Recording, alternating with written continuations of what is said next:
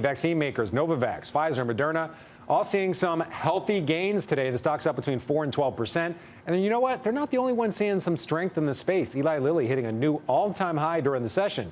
So the question here is, can the strength continue? Let's bring in the Chartmaster, Carter Worth of Worth Charting. Hey, Carter.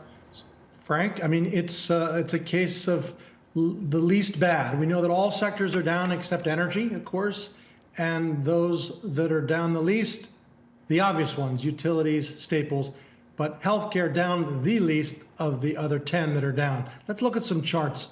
The first is a simple two-panel chart. What you're looking at is the entire healthcare sector on the top, as measured by the Spider Healthcare ETF, XLV, and on the bottom, of course, is relative performance to the market. And those arrows drawn tell the tale. It's down, the sector, but what is it doing? Of course, it's going straight up relative to the S&P. Nothing new there. There are several stocks, though, that are at 52-week highs and poised to break out. So, for instance, look at Lilly. How many stocks in this stock market right now, among the Russell 3000, are at 52-week highs poised to break out? Not many. Lilly is one of them. Big day today. Look also at Merck. Exact same setup. Technically ideal, both exhibiting relative strength. So the final table is really maybe the most interesting thing. What we have is, we know that healthcare is up more than the market in the sense that it's down less than the market, but these two stocks are actually up. And so an area of the market that's better than the market and two stocks within the area that's better that themselves are outright darn good. Buy them both. All right, Carter Worth, there it is. We're going to see you shortly in options action. We appreciate it. All right, let's trade it. Guy, I'm going to start with you. One question I have about these vaccine makers, sooner or later, the government's going to stop paying for the vaccines. If you don't have the world's best customer, the U.S. government, can these stocks continue to move to the upside?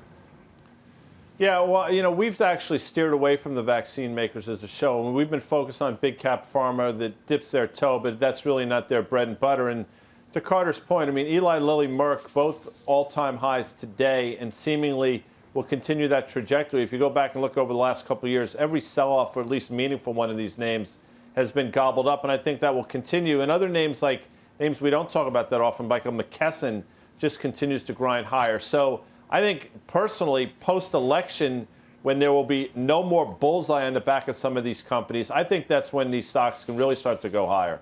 All right, Steve, you went, which is like so insightful, but Tim, you looked at me, so I'm just going to go over to you. Sorry, Steve. You got to do more than hum next time. And I tell you what, I think the Pfizer news about raising COVID prices is what this was all about. Whether this is something that you want to follow through on. Moderna, they're going to make $22 billion or so from COVID this year. Next year, that's down to 13, and you say another $5 billion rolls off. If you add in this $25 to $30 price increase, it at least changes the story. I'll say this about Moderna. They have 40% of the market cap in cash. And it's a company that, to me, on valuation, actually is attractive. The question is, what's their next thing? And I do think COVID vaccinations are not the future. Steve, you want to elaborate on Tim said it. This was about pricing. So when you talked about the government being your biggest consumer of it, they also kept their thumb on the lid of pricing.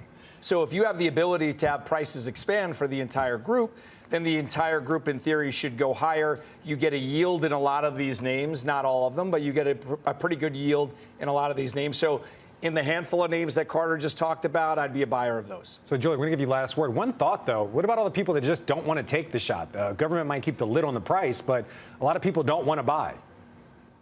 Yeah, I think that's true. Vaccine hesitancy is a real problem in this country, but these are global markets. And I personally think that we will continue to have these kinds of pandemics again and again. And so vaccine and just everything mRNA, that technology is critically a leader. And so I like any business that's actually helping companies develop those rather than the ones who are developing them.